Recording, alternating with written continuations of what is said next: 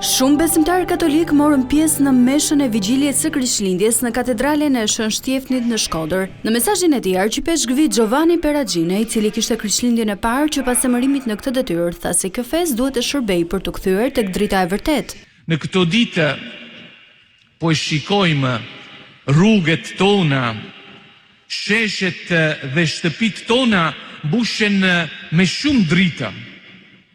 Por janë drita që ndriçojnë vetëm jashtë. Janë drita që shkëlqejnë fort, po, por edhe rrezikojnë të errësojnë kuptimin e thellë të Krishtlindjes. Ndriçojnë udhët e qytetit, por nuk ngrohin zemrën.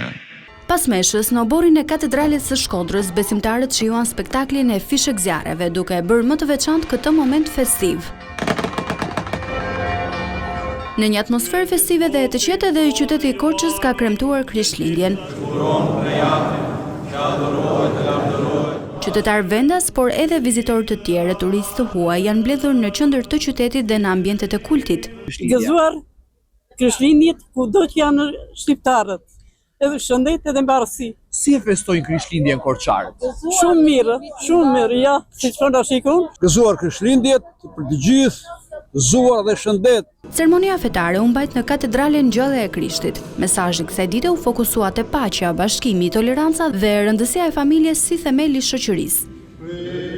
Edhe në Durrës, besimtarët e krishterë, katolik dhe ortodoks morën pjesë me devocion në meshën e Krishtlindjes të zhvilluar në kishën dioqezane Tiranë-Durrës, si dhe në katedralen e Shënastit dhe Apostullit Paul në Durrës. Momente lutje, reflektimi dhe paqe u bashkuan në këtë festë të shenjtë, duke përcjellë mesazhin e shpresës, dashurisë dhe harmonisë mes njerëzve. Në Elbasan, po ashtu besimtarët ju drejtuan kishës katolike Shën Piu X për të kremtuar Krishtlindjen. Mesha u mbajt nga Imzot Don Dorian Mjeshtri, i cili uroi besimtarët. Në Berat, qytetarët uruan Krishtlindjen duke përcjellë mesazhin për një vit sa më të begatë dhe më shumë dashuri e respekt për njëri tjetrin. Mesha e Krishtlindjes u mbajt edhe në qytete si Lezhë, Vlora, Fierje e të tjerë. Sipas traditës së festës, besimtarët i marrin qirin të ndezur në shtëpi si një dritë shprese për një vit sa më të mbar.